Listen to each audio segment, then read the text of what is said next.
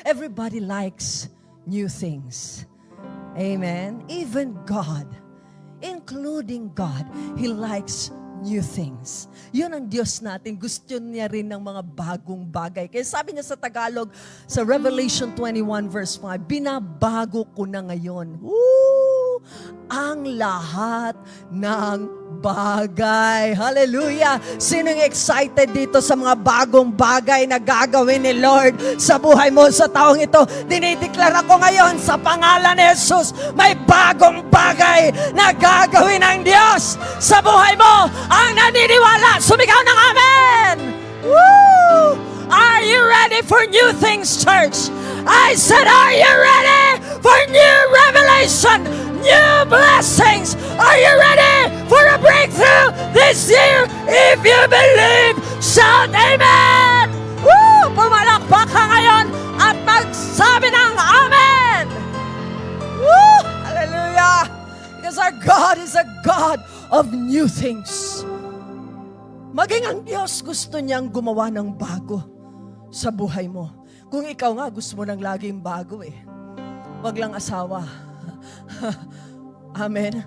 Even God, He loves doing new things.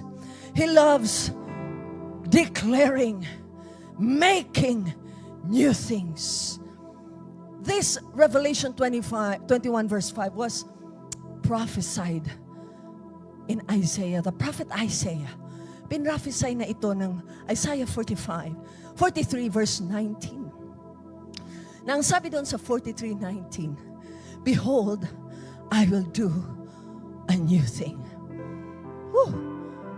And during this time when Isaiah, the prophet, prophesied these things to the people of Israel, ito mga panahon na sinabi ito ni Isaiah, ito yung mga panahon na kung saan hinang-hina ang mga Israelita.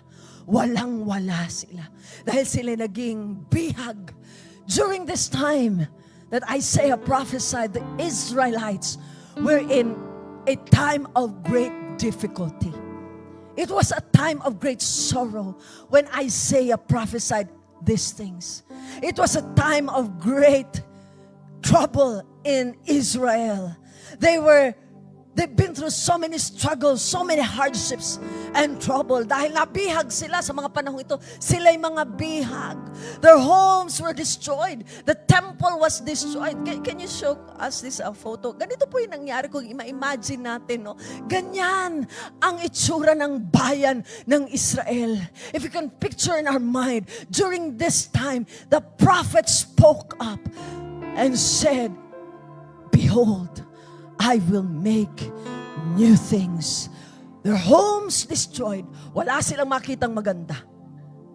Walang-wala sila. Hinang-hina sila. Some of them, maybe they were discouraged, they were depressed. Kasi bihag na naman sila sa mga panahong ito. Hinang-hina. Marahil yung iba sa kanila, wala ng pag-asa, nawawala na ng pag-asa, nadi-discouraged na, depressed na. Bakit ganito yung kanilang naranasan? But God stepped in and spoke to them and said, behold, I will do a new thing.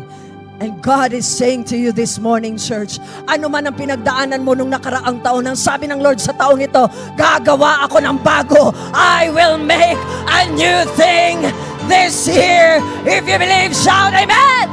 Woo! Hallelujah!